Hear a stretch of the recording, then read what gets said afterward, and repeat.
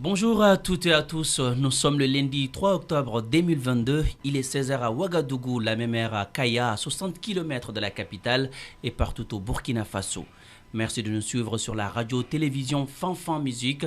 Bienvenue dans Afrique Actu, une émission qui passe en revue l'actualité africaine. Pour ce nouveau numéro, focus sur la situation politico-sécuritaire dans les pays des hommes intègres. Vendredi 30 septembre, un nouveau coup d'État a été perpétré contre le régime militaire mis en place il y a juste quelques mois. Pour décrypter ce sujet, nous avons le plaisir de recevoir pour vous un jeune de la société civile burkinabé. Bonjour, Monsieur Ali Traoré. Bonjour, Monsieur Souanira. Ravi d'être avec vous. Bonsoir à tous nos auditeurs. Vous êtes membre du mouvement Le Ballet Citoyen, ingénieur en génie industriel. Vous êtes membre fondateur et ancien président de l'association de jeunes burkinabés de France. Merci d'avoir accepté notre invitation. Avec plaisir. 8 mois seulement après le putsch du lieutenant-colonel Paul-Henri Sandaogo Damiba, le scénario se répète au Burkina Faso. Des militaires ont de nouveau renversé le pouvoir vendredi 30 septembre 2022. Quelle lecture faites-vous de ce nouveau coup d'État, M. Traoré? Vous dites que le scénario se répète, je ne dirais pas ça, moi, parce que c'est un scénario tout à fait différent. Il faut rappeler que le lieutenant-colonel Paul-Henri Sandaogo Damiba avait perpétré un putsch contre Roch-Marc Christian Kaboré qui venait d'être élu démocratiquement. Donc ce qui fait la différence, c'est que Paul-Henri Sandaogo Damiba n'était pas élu. Il est arrivé au pouvoir par un putsch. Il est reparti par un putsch finalement qui a commencé un putsch et qui s'est terminé en insurrection populaire.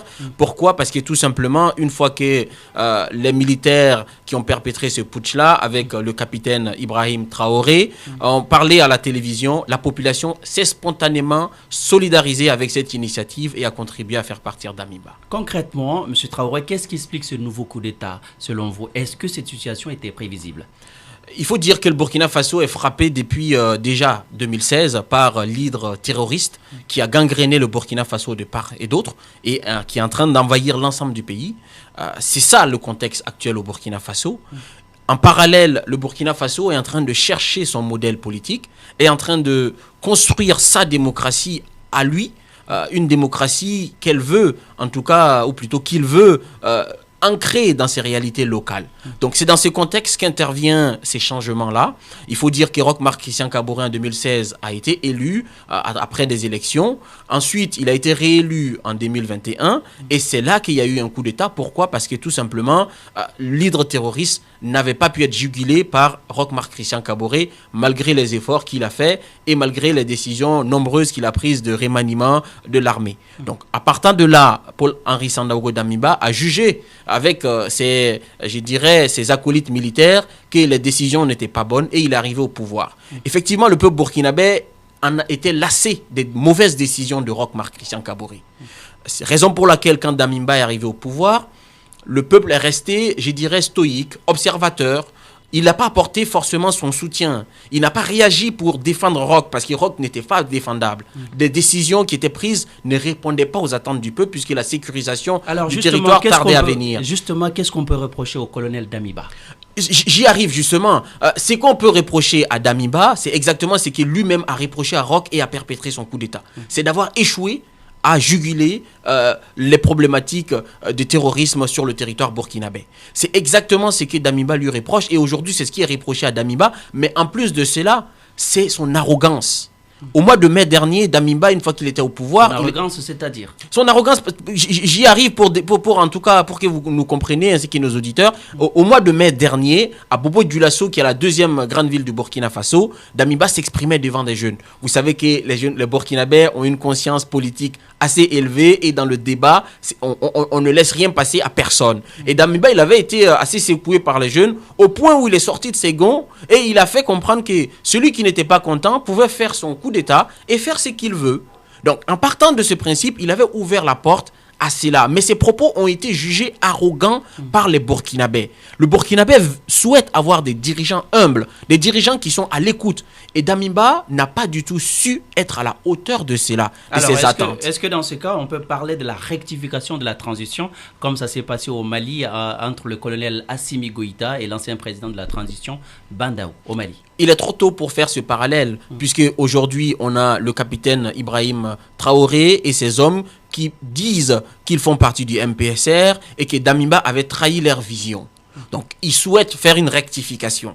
Maintenant, donc, on leur a laissé leur chance. De la rectification de la transition. C'est leur mot, mais maintenant, nous allons voir réellement, dans les mois à venir, ce qu'il va en être. Pour le moment, nous sommes observateurs. Pour le moment, ils ont l'appareil d'État, ils ont la capacité de prendre les décisions et sûrement de rectifier pour aller vers la volonté du peuple, comme ils le disent, qui est la restauration de la sécurité au Burkina Faso et surtout la récupération de l'intégrité territoriale du Burkina Faso, ce qui est une urgence, ce qui est un cri de cœur des populations burkinabées.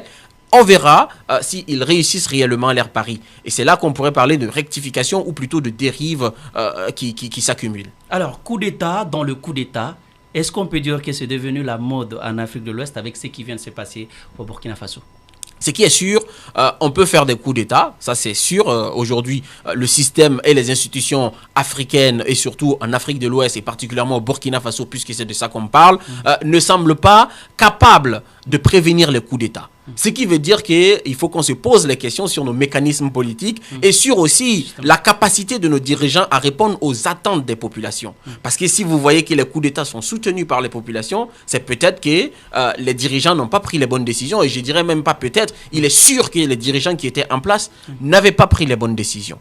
En partant de là, ok. Alors, quand vous parlez de bonnes décisions, vous voulez dire quoi exactement? C'est-à-dire les résultats. Quand tu prends les bonnes décisions, tu arrives à obtenir les résultats. Et là, en l'occurrence, pour le cas du Burkina et du Mali, c'est la sécurisation du territoire. Mais c'est aussi cette autonomie, cette indépendance totale qui est réclamée par les pays africains. Les pays africains ne souhaitent plus être infantilisés, ne souhaitent plus...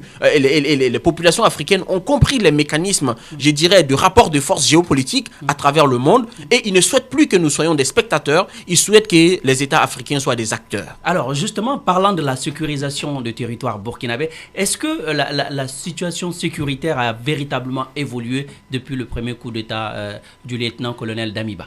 Elle s'est empirée. Elle s'est empirée. Clairement, la région de la boucle du Mouhoun n'était pas aussi gangrénée qu'aujourd'hui. Aujourd'hui, les terroristes sont aux portes de Bobo-Dioulasso, la deuxième ville du Burkina. Aujourd'hui, les terroristes sont en passe de couper la route nationale numéro 1 qui relie la première ville Ouagadougou, donc la capitale, à la capitale économique Bobo-Dioulasso. Donc, cet état des faits n'était pas le cas avant le 24 janvier à l'arrivée de Paul-Henri Sandaogo Damiba. Encore pire, il y a 2 semaines, à Gaskindé, un convoi humanitaire qui avait pour objectif, avec 216 véhicules, d'acheminer des vivres pour la ville de Djibo, qui est dans le nord du Burkina Faso, a été attaqué sauvagement par des terroristes. Je dénonce cette attaque macabre, cette attaque violente et inhumaine qui a été perpétrée par des gens sans foi ni loi, qui doivent être traduits devant la justice, qui doivent être arrêtés le plus rapidement possible. Mais c'est sous Damiba que ça s'est passé. On a vu que Damiba s'est quand même déplacé, il est parti sur le terrain. On n'attend pas de Damiba de se déplacer. On n'attend pas du président. Quand je dis Damiba, on va pas tourner tous les débats autour de Damiba, mais on n'attend pas du président d'un État souverain qui est capable de se défendre, de faire des visites devant des charniers. C'est pas de ça qu'il s'agit. Est-ce que vous pensez concrètement que c'est le coup d'État qui est vraiment la solution? Le coup d'État n'est pas la solution. C'est quoi la solution? La solution, c'est des bonnes décisions. Donc les bonnes décisions passent par le changement, je dirais, de chef d'État. Donc si le capitaine ne fait pas l'affaire, il faut changer de capitaine. Alors, là, vous parlez du capitaine. De vendredi à dimanche, l'incertitude régnait au Burkina Faso. Après la démission du lieutenant-colonel Paul-Henri Sandaogo Damiba dimanche, le capitaine Ibrahima Traoré est bel et bien le nouvel homme fort du Faso. Pensez-vous qu'il est l'homme de la situation? C'est devant le mur que l'on reconnaît le bon maçon. Maintenant, il a acclamé... Est-ce qu'il est devant le mur? Il est devant le mur. On lui a donné les manettes du pouvoir pour au moins une transition, ou en tout cas clarifier la situation, parce que ce qui est prévu, d'ailleurs il faut le dire, ce qui est prévu au Burkina aujourd'hui, c'est qu'il expédie les affaires courantes. Ça, c'est une chose. Mais l'autre chose, c'est qu'il y aura un appel à toutes les forces vives de la nation, d'après ce qu'il a dit, pour pouvoir désigner un président qui va conduire la transition jusqu'en 2024. À ce moment-là, est-ce que ce sera lui? On ne sait pas. Est-ce que ce sera un civil? On ne sait pas. On attend de voir l'établissement des rapports de force. Mais ce qui est sûr, et de ce que moi j'ai ressenti des revendications des jeunes, c'est que les jeunes souhaitent que ce soit lui qui assume cette transition jusqu'au bout. Même si lui-même, son objectif, comme il l'a dit, c'est ce qu'il a dit. Je préfère prendre des pincettes parce qu'avec les politiciens, on ne sait jamais. Mais en tout cas, son objectif. Les militaires, ce n'est pas des politiciens. Mais si, maintenant, je ne fais plus la différence. Les militaires sont des politiciens, c'est des citoyens comme tout le monde. Ils font la politique à partir du moment où ils s'intéressent au pouvoir. Donc, à partir de là, nous allons le laisser avancer dans son œuvre et à ce moment-là, on pourra le juger. Mais ce qui est sûr, c'est que les Burkinabés ont fait le pari de lui faire confiance. Pourquoi? Parce qu'il a su montrer... Il y a 8 mois, les Burkinabés sont sortis, ils ont fait confiance à Damiba. Ce n'est pas le cas. C'est ce que j'ai dit au début. Quand il y a eu le coup d'état de Damiba à Rock, les Burkinabés n'ont pas donné de blanc-seing à Damiba, n'ont pas dit on est d'accord avec l'initiative que tu as prise. On a vu des manifestations dans les rues de Ouagadougou. C'était des manifestations sporadiques, il faut le dire. Parce que les personnes qui sont sorties, effectivement, faisaient partie de la stratégie du coup d'état de Damiba. Puisqu'il avait une frange civile qui avait été préparée à cet effet. Ce sont eux qui sont majoritairement sortis. Il faut le dire. Ce qui est différent de ce qui s'est passé ce week-end au Burkina Faso. Au Burkina Faso, ce week-end, toutes les franges de la population sont sorties. La notion du peuple, ça pose problème. Parce qu'on a vu avec Damiba, on a vu avec d'autres personnes. Et aujourd'hui, on le voit avec le capitaine... Traoré. J'aimerais clarifier ce que j'étais en train d'expliquer par rapport à l'arrivée de Damiba. Quand Damiba est arrivé, le peuple burkinabé ne savait pas à quel sein se vouer. Il s'est dit, ok, Rock part. Certes, les décisions que Rock a prises, tout le monde a trouvé que Rock, il n'avait pas assez de niaque, il n'avait pas assez de poigne face à cette situation. Donc, un militaire qui arrive, ils se sont dit, ok, on va lui laisser sa chance. Donc, dès le début, ils savaient que Damiba n'était pas l'homme de la situation. Non, personne n'a dit qu'il était l'homme de la situation. Au début, on ne pouvait pas le savoir. Il fallait attendre ses actes. C'est ce qu'on attend aussi de Ibrahim Traoré, du capitaine. Il faut voir ses actes, ses décisions. Mais en fait, les Burkinabés ont laissé la chance à Damiba de réussir. C'est lui qui a échoué. Au lieu de se concentrer sur la reconquête du territoire, il s'est concentré sur une soi-disant réconciliation qui était en fait... un retour de Blaise Compaoré au forceps, un retour de l'ancien régime. Peut-être que lui voulait la réconciliation nationale, peut-être que c'est ce chemin qu'il a pris. Mais la réconciliation se passe dans un certain cadre. La réconciliation, comme son nom l'indique, se passe dans le consensus. On ne peut pas forcer les victimes à accepter de pardonner au bourreau.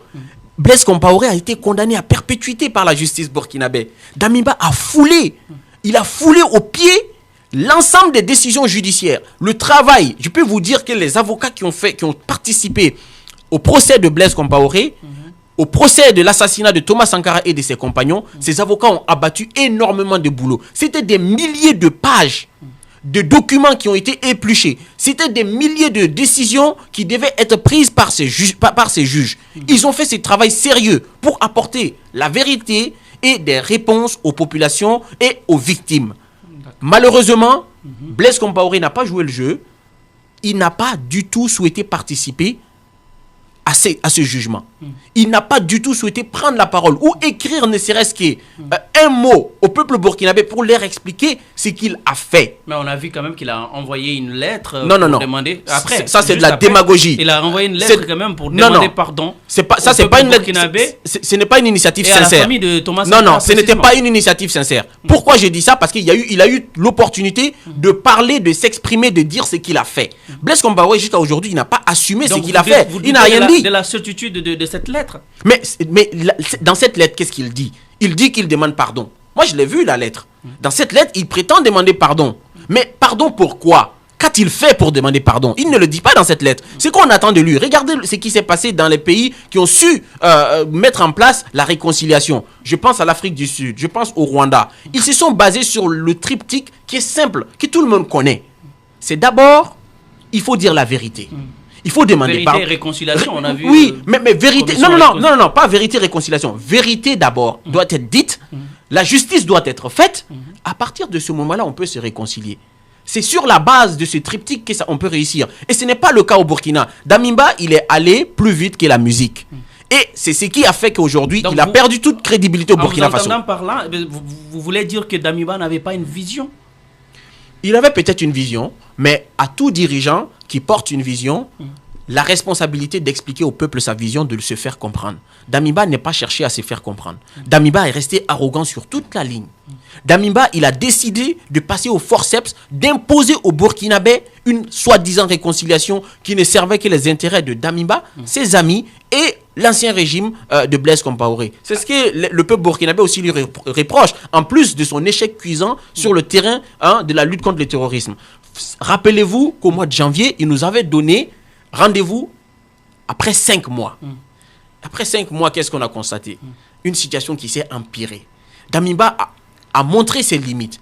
Si tu sais qu'au bout de 5 mois, tu ne peux pas, faut pas vendre du rêve au peuple burkinabé. La guerre contre le terrorisme, c'est une guerre quand même asymétrique. C'est quand même très difficile. On a vu avec d'autres pays comme le Mali, qui, ça fait presque une dizaine d'années, n'arrive pas à être vraiment à bout de cette guerre. C'est quand même une guerre qui est quand même difficile. Monsieur Souanera, est-ce que vous êtes militaire? Non. Moi, je ne suis pas militaire. Oui. Mais vous et moi, nous sommes capables de savoir que c'est une guerre asymétrique et que c'est une guerre qui est difficile à mener. On ne va jamais s'engager au bout de 5 mois et résoudre le problème. Mais Damiba, il l'a fait. Ça montre son manque de lucidité, son manque d'humilité. C'est ce qui lui est reproché et c'est ce qui lui pose problème aujourd'hui. On est en train de parler de Damiba sans forcément parler beaucoup du peuple burkinabé qui a beaucoup d'aspirations aujourd'hui. Je trouve que c'est dommage parce que Damiba, en fait, ce n'est qu'un accident. C'est un accident de l'histoire politique du Burkina. C'est comme j'aimerais savoir, est-ce qu'aujourd'hui, on peut dire que faire un coup d'État est devenu un raccourci pour accéder à la magistrature suprême? Parce oui, bien sûr. Le coup d'État a toujours été un raccourci. Oui. Mais il y a un contexte qui amène au coup d'État. Effectivement, il faut condamner cette méthode. Il faut mettre en place des institutions fortes qui permettent de juguler cette méthode. Mais il faut entendre autre chose. Le cri de cœur des populations africaines. Il faut entendre une chose, que même en Europe, on en parle. Même les citoyens européens reprochent cela au système dit démocratique qui est mis en place. Sachez qu'après les élections, on donne un blanc-seing à un homme, un dirigeant, pendant 5 ans, pendant 7 ans, pendant 6 ans, pendant 4 ans, en fonction des pays. On lui donne un blanc-seing de pouvoir prendre toutes les décisions qu'il souhaite. Même si ces décisions conduisent le pays dans le mur. On ne se donne jamais le droit d'arrêter cette personne-là une fois qu'elle est en dérive. C'est ce qui se passe. On a besoin de mettre en place ce type de mécanismes, des mécanismes qui répondent à ce besoin. C'est de ça que les Africains ils ont besoin. Il faut mettre en place dans nos institutions, il faut apprendre de nos erreurs. Il ne faut pas jeter le bébé avec l'eau du bain. C'est une opportunité d'apprendre et de récaler nos institutions pour répondre à ce type de situations et ces problématiques. On n'arrive pas à récaler deux coups d'État en moins d'un an avec les mêmes motifs, alors que le peuple burkinabé continue de souffrir. Les attaques terroristes se multiplient, le nombre de déplacés continue de s'augmenter. Malheureusement. Pour beaucoup, les coups d'État ne sauront être une réponse aux maux dont souffre le peuple burkinabé. Est-ce qu'il ne faut pas réfléchir à une autre façon de régler les problèmes sans forcément passer par le coup d'État? C'est ce que je suis en train de dire.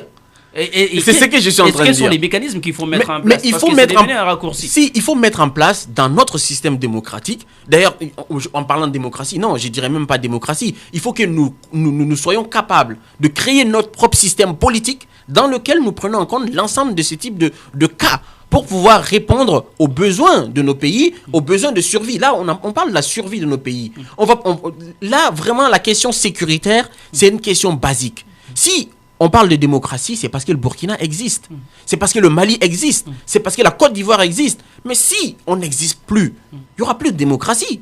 Déjà, il faut préserver notre existence. Raison pour laquelle les populations ont tendance à accepter ce type d'initiative. Quand on voit qu'on n'a plus d'opportunités, on ne sait plus à quel sens se vouer, on n'a plus de perspective, à ce moment-là, on va accepter les raccourcis, puisqu'on parle de coups d'État. Oui, c'est des raccourcis, les coups d'État. Mais maintenant, aux dirigeants d'apprendre de leurs erreurs, d'être capables de diriger avec les bonnes méthodes, en prenant les bonnes décisions, en étant à l'écoute du peuple. C'est ça la conséquence. La vraie raison des coups d'État, c'est l'incapacité de nos dirigeants à réussir là où les peuples les attendent.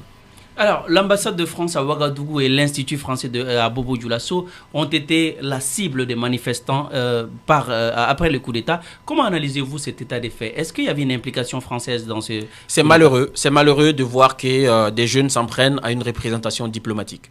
Clairement et en toute conscience, je peux dire que c'est malheureux parce qu'on n'a pas le droit dans tout ce qui existe comme mécanisme géopolitique et diplomatique, on n'a pas le droit de s'en prendre à une ambassade. Ça, il faut le dénoncer, il faut le dire vigoureusement. Ce n'est pas du tout des actes à répéter. Maintenant, il faut aussi se poser une question. Pourquoi ils s'en prennent à la France?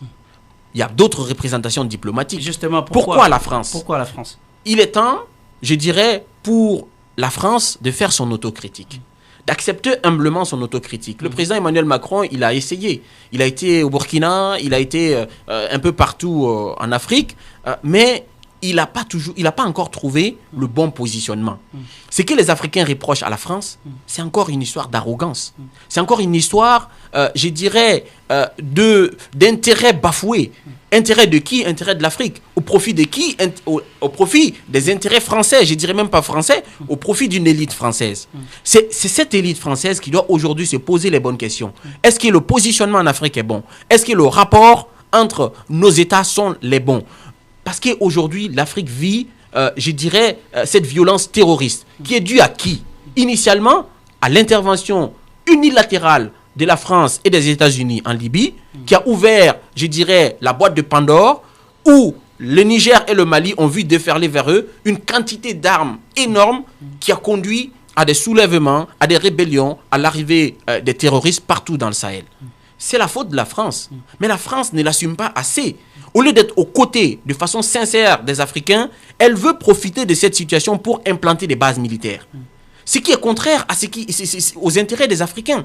La France doit considérer les intérêts des Africains. Comment la France considère les intérêts des Africains? Il faut qu'elle accepte de façon transparente à vendre des armes aux Africains. La France a bloqué les approvisionnements d'armes de tous les États africains. Dans cette situation, il y a un embargo sur l'achat d'armes. Vous imaginez qu'il y ait des embargos sur l'achat d'armes de pays qui sont attaqués par des terroristes? C'est inadmissible. Ces pays doivent avoir le blanc-seing pour commander des armes lourdes, pour s'équiper de la meilleure des manières pour pouvoir juguler le terrorisme. C'est comme ça qu'il faut que la France réfléchisse et que la France change les choses. Pour certains, Damiba, le lieutenant-colonel Damiba était dans la base militaire française. Est-ce que la France soutient le lieutenant-colonel Damiba? La France a démenti sa présence dans leur base. Il n'y a aucun élément qui permet de le justifier. Ça a été dit, ok, mais pour le moment, moi, je n'ai pas de preuves. Donc, je ne peux pas dire c'est vrai, je ne peux pas dire c'est non. Beaucoup pensent aussi que Damiba n'a pas voulu se rapprocher de la Russie. C'est ça la vraie motivation. Mais il en avait le droit. En tant que dirigeant du Burkina, à l'époque, il avait le droit de choisir ses partenaires. Mais dire que Damiba n'a pas voulu se rapprocher de la Russie, je pense que ça, ce n'est pas vrai. Parce que si vous vous rappelez, en marge le mois dernier, en marge du sommet de l'Assemblée générale de l'ONU, Damiba a rencontré Sergueï Lavrov. Il faut le dire.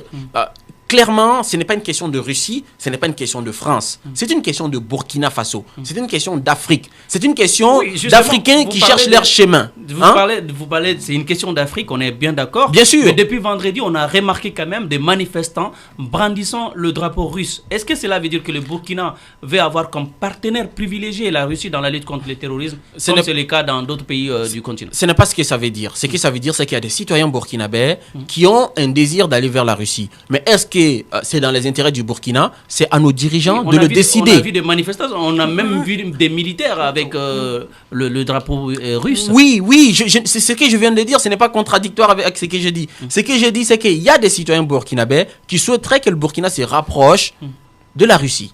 C'est vrai, mais il y a des citoyens burkinabés aussi qui souhaiteraient que le Burkina se rapproche de la Turquie, comme d'autres souhaiteraient que le Burkina se rapproche de la Corée du Sud, etc.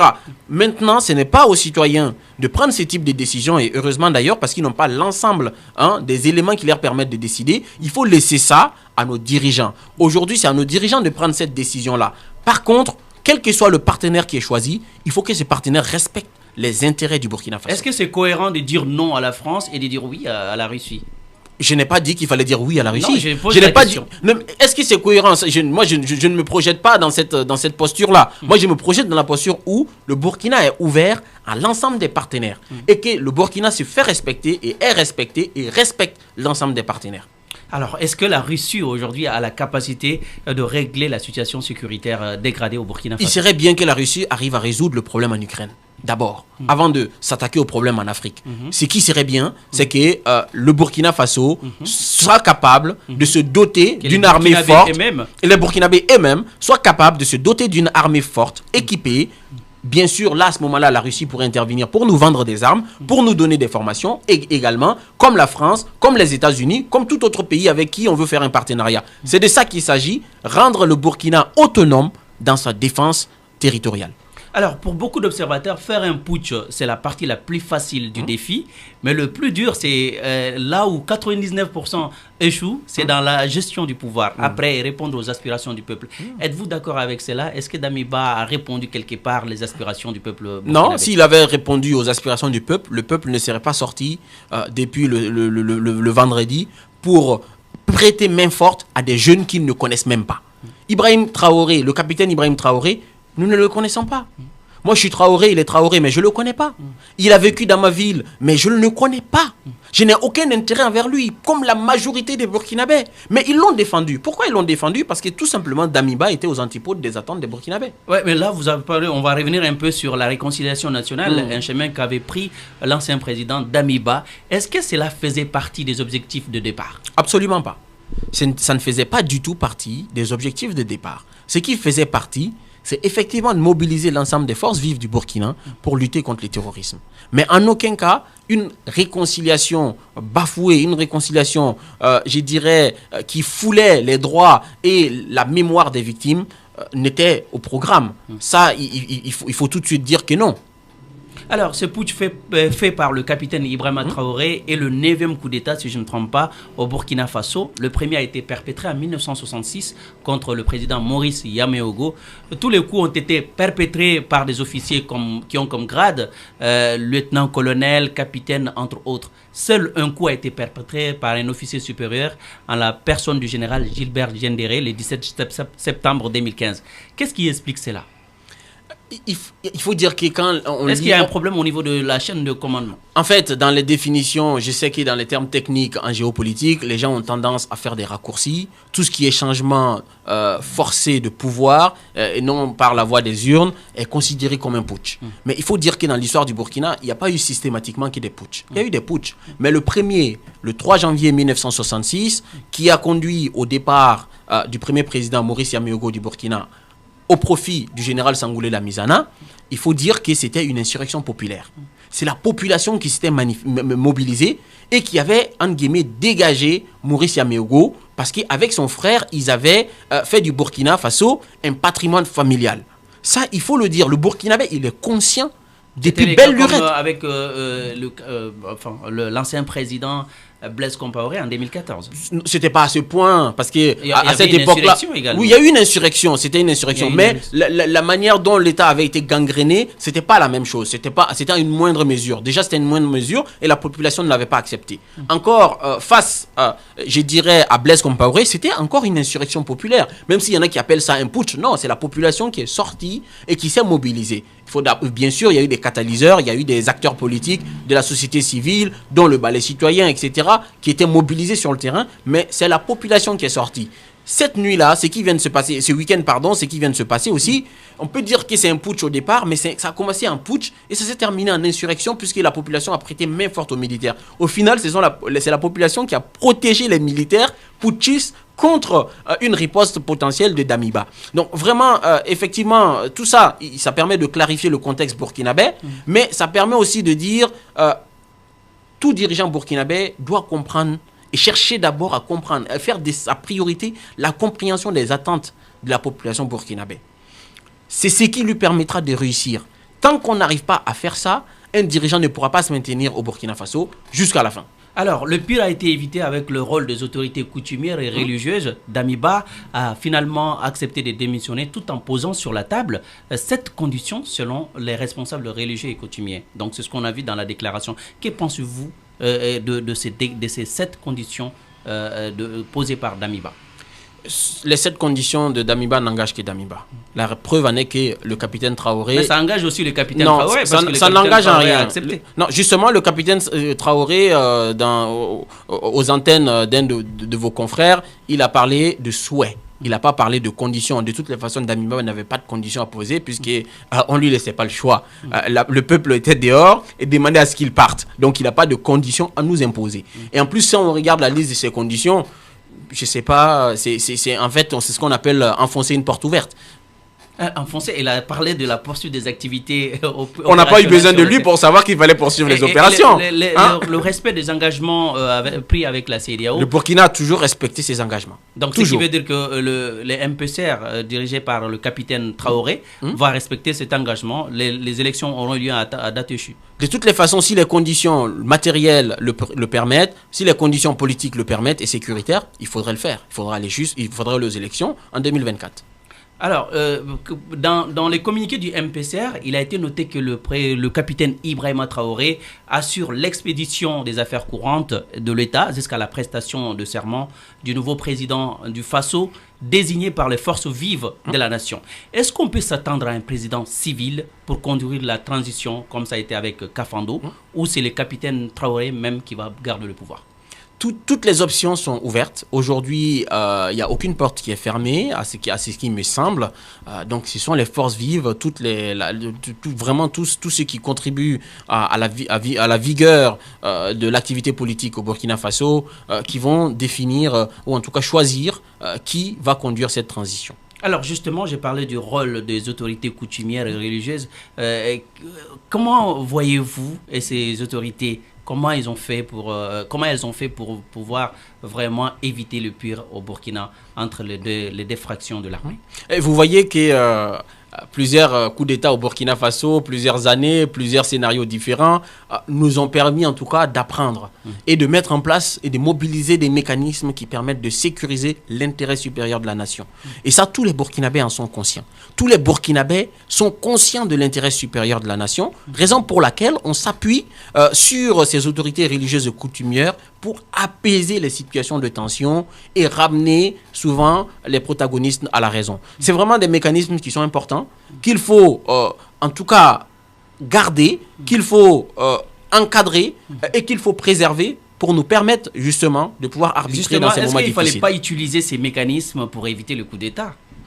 Parce que quand même les autorités étaient là, les autorités coutumières sont là, avec les autorités religieuses. Est-ce qu'il ne fallait pas utiliser ces mécanismes pour éviter le coup d'État? Malheureusement, ce n'est pas le bon mécanisme. Malheureusement, malgré la présence de ces gardes ne sont efficaces que quand la situation est chaotique. C'est malheureusement le cas. Et c'est pour ça, je vous parlais tout à l'heure au début de l'émission, de mettre en place des mécanismes qui permettent d'assurer le retour de l'exécutif vers les aspirations du peuple. Alors justement, on a parlé des conditions qui ont été, posées par Damiba, qui sont la poursuite des opérations militaires, la garantie de la sécurité et de la poursuite des soldats qui s'étaient engagés à ses côtés, la poursuite du renforcement de la cohésion au sein des forces de sécurité. Je vais m'arrêter sur ce point. Est-ce qu'il n'y a pas un problème au niveau de l'armée burkinabé, notamment un problème de cohésion? On peut soupçonner un problème de cohésion puisqu'effectivement il y a des factions, il y a des gens qui se font appeler Cobra, il y a des gens qui se font appeler Mamba, etc. Soit, mais il faut vraiment aller au renforcement de cette armée en effectif. Parce que l'armée burkinabé ne compte que 12 000 hommes. Quand on parle de 12 000 hommes, je dirais que ce n'est pas suffisant. Il faut se renforcer en termes d'effectifs. C'est cette armée, il faut la professionnaliser, il faut l'éloigner le plus possible de la politique. Ça, c'est en tout cas des objectifs qu'il faut se fixer. À moyen terme, à court terme, on n'a pas les moyens de le faire, mais à moyen terme, il faut réellement le faire. Parce qu'effectivement, ça pourrait poser la question de la cohésion et ça pourrait déraper plus loin. Parce qu'on a vu quand même avec, tout récemment, en fait, quand on regarde dans l'actualité contemporaine, on a vu quand même que Diendéré faisait partie de du RSP, oui. RSP. Et là, Damiba fait partie de notre corps. Et il a fait partie également d'Amiba du RSP. Voilà, également. Aujourd'hui, on voit le capitaine Ibrahima Traoré fait partie. Donc, le problème de cohésion, ça pose problème au niveau de l'armée burkinabé. Bien sûr, on traîne, je dirais, les déboires de Blaise Compaoré, qui avait créé le RSP et qui en avait fait une armée dans l'armée. Ça, c'est un fait. Mais maintenant, une fois qu'on a fait ce constat, il faut que les Burkinabés et les autorités burkinabées travaillent à construire cette cohésion et à remanier l'armée, à réformer l'armée pour que l'armée soit la plus républicaine possible, la plus soudée possible, surtout face à la menace existentielle qui se pose aujourd'hui. Justement, quand on regarde les pays qui entourent le Burkina Faso, on parle du Mali, de la Guinée par exemple, tous ces pays ont subi les sanctions de la CEDEAO qui est la communauté économique des États de l'Afrique de l'Ouest. Est-ce qu'on peut s'attendre aujourd'hui à des sanctions de la CEDEAO au Burkina Faso? Damiba n'a pas été sanctionné, donc ce serait équilibriste de la part de la CEDEAO de sanctionner maintenant le Burkina. Oui, mais le fait qu'il y ait un autre coup d'État et que Damiba quand même a montré un calendrier aux dirigeants de la CEDEAO. L'objectif de la CEDEAO, c'est quoi? C'est que le Burkina Faso retrouve, je dirais, un ordre constitutionnel, entre guillemets, normal. C'est ça l'objectif de la CEDEAO. Le Burkina s'est engagé et le capitaine Traoré s'est engagé à conduire le Burkina vers cet ordre constitutionnel normal. Donc, à partir de là, s'il n'y a pas autre chose, en tout cas, il n'y a pas de raison pour la CEDEAO de sanctionner le Burkina Faso. Alors, justement, aujourd'hui, qu'est-ce qu'il faut pour vraiment éviter tous ces coups d'État en Afrique? C'est une grande question. Pas au Burkina. Ce qu'il faut, c'est en tout cas resolidifier notre démocratie. Il faut repenser notre démocratie par nous-mêmes. Parce que moi, je suis convaincu d'une chose, c'est que dans les années 80, l'Afrique a été poussée à marche forcée vers la démocratie. Alors vous parlez de la démocratie. Est-ce que cette démocratie est comprise en Afrique? Est-ce que c'est une problématique de compréhension? J'ai dit non. Pourquoi? Parce que quand il s'agit de tripatouiller la Constitution et de se maintenir au pouvoir, les chefs d'État, ils y arrivent bien.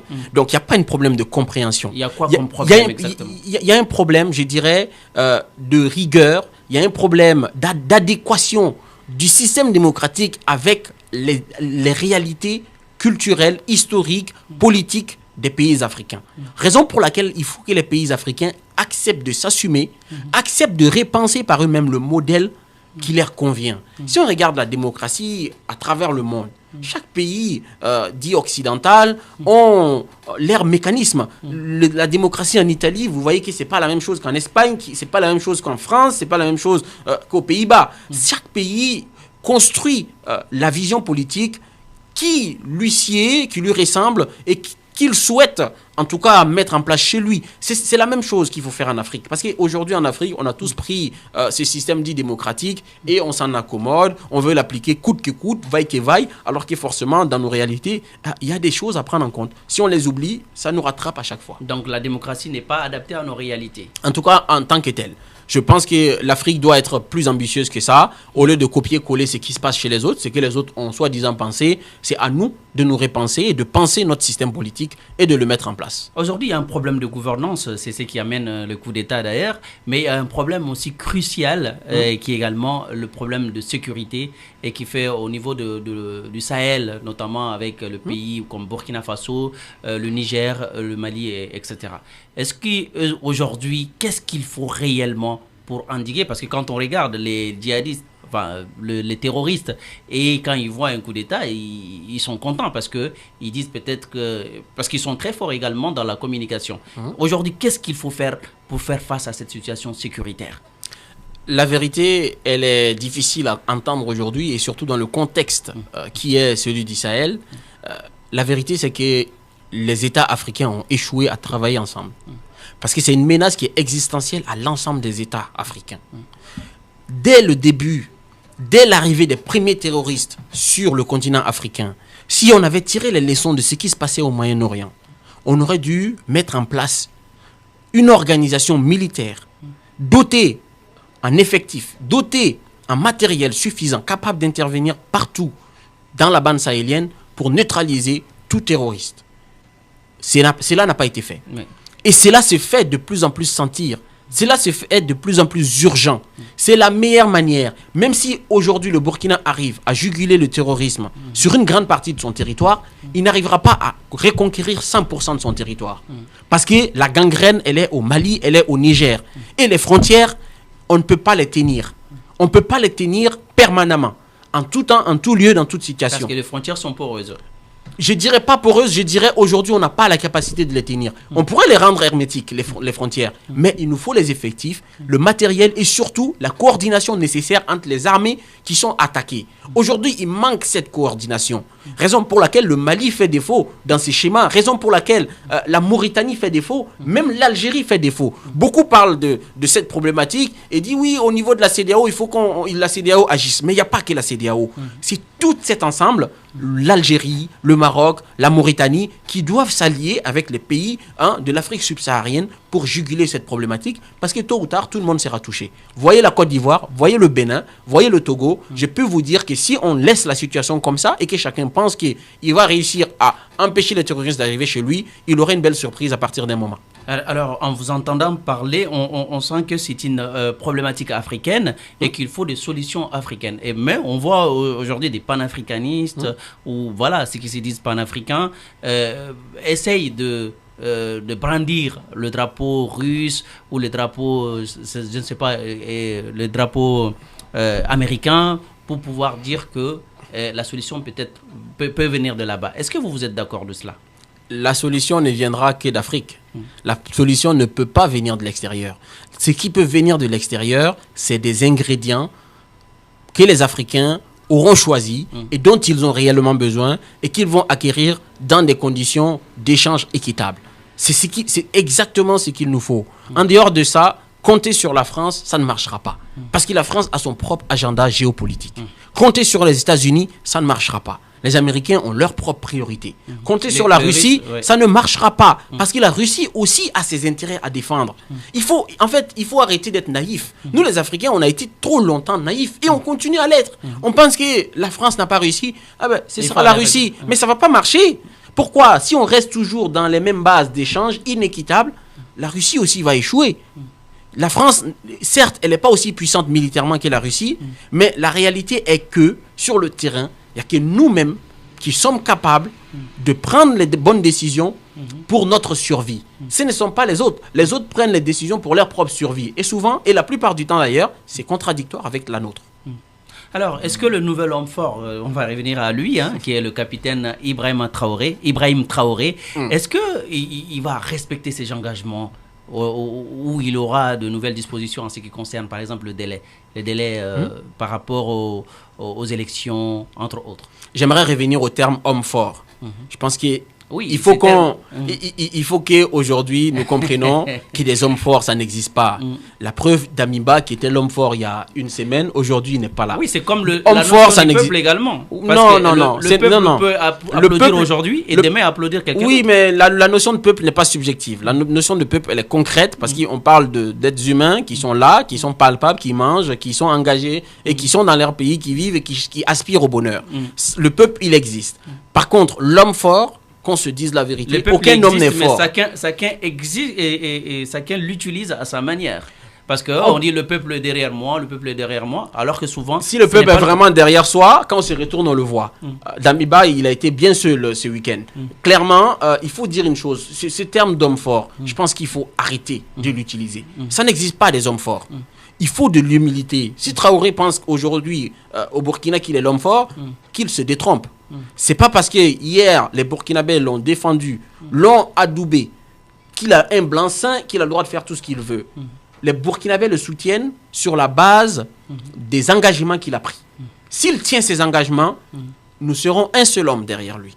S'il ne tient pas ses engagements, il risque de vivre la même chose que Damiba. Alors, qu'est-ce qu'on attend concrètement du capitaine Ibrahim Traoré? Ce qu'on attend de lui, c'est qu'il réponde à ses propres engagements, qui est la lutte féroce, acharnée, efficace contre le terrorisme. C'est ce qu'on attend de lui. Il faut reconquérir le territoire burkinabé. C'est de ça qu'il s'agit. Et vous pensez que l'espoir est permis avec lui? Moi, je ne suis pas de ceux qui pensent que l'espoir n'existe plus. Le Burkina a de l'espoir, l'Afrique a de l'espoir. Nous sommes capables de réussir à juguler ce problème. Nous sommes capables de triompher du terrorisme. Nous sommes capables, en étant audacieux, en étant ambitieux, de résoudre ce problème. Maintenant, c'est à nous de prendre notre destin en main et de ne plus nous laisser distraire et de nous concentrer sur l'essentiel. Est-ce qu'il ne faut pas quand même saluer la sagesse, si je peux le dire, de Damiba, qui a quand même accepté de démissionner pour qu'il n'y ait pas un bain de sang entre frères d'armes? je ne souhaite pas saluer une quelconque sagesse venant de Damiba, parce que ce n'est pas le cas. Parce que si vous avez écouté le discours qu'il a sorti aujourd'hui, on voit qu'il n'a pas été du tout capable de prendre la hauteur par rapport à la situation. Il n'a pas fait son autocritique et il pense toujours être dans le vrai. C'est qu'il ne peut pas, lui, il peut pas être dans le vrai et l'ensemble du peuple burkinabé dans le faux. Ce n'est pas possible. Alors, selon nos informations, il serait au Togo. Et voilà, il serait au Togo. Qu'en pensez-vous de cet exil de l'ancien président burkinabé? Moi, je n'en pense rien. Tant que Damiba, moi, j'ai rien contre Damiba en tant que personne. Il a le droit de vaquer où il veut dans la CEDEAO en tant que citoyen burkinabé. Il a le droit de circuler partout dans la zone CEDEAO. Personnellement, j'ai rien contre lui. Il a le droit de vaquer à ses occupations. Alors, nous sommes presque à terme de cette émission. Quel est votre mot de la fin par rapport à toute cette situation qui se passe au Burkina et un peu partout en Afrique, notamment les coups d'État qui deviennent de plus en plus récurrents? Mon mot de la fin, c'est de dire une chose, d'alerter tout le monde, d'alerter, d'éviter de se concentrer sur Damiba. Arrêtons de nous concentrer sur les coups d'État. Concentrons-nous sur les aspirations profondes du peuple africain, là en l'occurrence le peuple burkinabé. Concentrons-nous sur ce qui va nous permettre de préserver l'existence de nos États, ce qui va nous permettre de nous unir pour être plus forts. Parce que ce qui nous met en difficulté, tous ces États qui sont en difficulté, ce sont des États qui sont seuls. Si ces États arrivent à transcender les intérêts individuels, et je dis bien ces États qui sont attaqués, mais les autres qui les regardent, les autres qui font d'autres jeux, qui courent derrière d'autres intérêts. Quand vous dites les autres, vous pensez à qui? De façon générale. Parce que si ceux qui ne portent pas main forte à ceux qui sont attaqués, ils préservent leurs propres intérêts. Vous parlez des autres, j'aimerais savoir, vous parlez de qui? Je n'ai pas besoin de préciser. Chacun sait ce qu'il fait, chacun sait l'orientation qu'il prend. Mais à partir du moment où on ne prête pas main forte aux autres, à ceux qui sont attaqués, on est en train de chercher à atteindre son propre agenda. Sachez que les agendas individuels, les agendas nationaux ne sont plus du tout efficaces face au terrorisme et ne réussiront pas. Clairement, il faut travailler ensemble. Il faut une coordination de la lutte antiterroriste. C'est ça qui amènera la paix en Afrique de l'Ouest. C'est clair et net. C'est ça qui permettra de juguler l'hydre terroriste. Si on fait ça, on va réussir. Pour le cas du Burkina Faso, je pense qu'il faut regarder ce qui s'est passé aujourd'hui au Burkina. Tous les jeunes étaient au travail. Hier soir, ils disaient, on est pressé, on veut que Damiba s'en aille, on mette en place une nouvelle dynamique parce que demain, nous, on a du travail. On a envie de construire le Burkina Faso.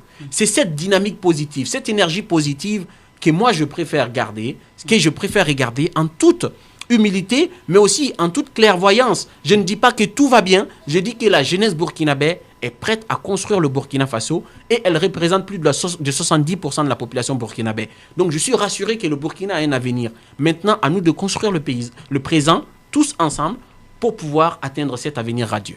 Alors, avant de fermer cette émission, j'aimerais juste vous poser une toute dernière question. Vous êtes membre du Balai citoyen. Quel a été le rôle et la place du Balai citoyen depuis le coup d'État du lieutenant Damiba jusqu'à maintenant? Vous me permettez d'adresser une grande pensée à notre camarade Kambou Olo Mathias, qui a été arrêté depuis 3 semaines et qui est en prison pour avoir vigoureusement interpellé Damiba après son discours à la nation qui était une insulte. Dans ce discours, Damiba a accusé tout le peuple burkinabé d'être coupable de l'échec que lui-même il a été le chef d'orchestre. Et notre camarade a été interpellé de façon vigoureuse après son intervention chez un de vos confrères au Burkina Faso. C'est comme si moi je quittais votre plateau et qu'à la sortie je me faisais arrêter par la police et qu'on m'amenait en prison. C'est ce qui s'est passé. Ces méthodes crapuleuses de Damiba, nous les avons vécues dans la chair. Encore un camarade, Serge Bayala, a vu sa voiture vandalisée, brûlée devant sa maison, devant sa femme et ses enfants, alors qu'il était absent. Et heureusement pour lui qu'il était absent, il aurait pu passer dans cette voiture qui a brûlé. Il faut dire une chose, je n'ai pas voulu appuyer là-dessus, mais comme vous m'avez posé la question, je suis obligé de dire que le Balai citoyen a été une victime. Le Balai citoyen a été une victime de Damiba. Et le Balai citoyen, les 6 balles, les citoyens balayeurs, comme ça qu'on appelle les membres du Balai citoyen, se sont mobilisés pour faire partir Damiba dès les premières heures. Ils ont tout le temps dénoncé. Dès que Damiba a commencé les premières dérives, le Balai citoyen a dénoncé les actes de Damiba. Jusqu'à ce que Damiba il parte ce week-end et nous avons été mobilisés jusqu'à la dernière minute. Alors, le ballet citoyen restera mobilisé contre également une éventuelle dérive ou dérive contre l'État burkinabé par rapport au capitaine, le nouveau capitaine. Je préfère dire que le ballet citoyen reste mobilisé pour les droits de l'homme, la bonne gouvernance. C'est la fin de cette émission. Merci M. Ali Traoré d'avoir accepté notre invitation compte tenu de vos multiples occupations. Je rappelle que vous êtes membre du Ballet citoyen, mouvement de la société civile burkinabé. Cette émission vous a été présentée par Birama Saonera avec la complicité technique de Flip Front. Nous vous donnons rendez-vous samedi à partir de 13h pour un autre numéro de votre émission Africa Tu. Vous pouvez continuer à nous suivre sur la radio-télévision Fanfan Musique à travers nos plateformes Facebook, YouTube, Instagram et Twitter. Que la paix règne en Afrique et partout dans le monde. Mesdames et messieurs, prenez soin de vous car chaque jour est une vie. Bon début.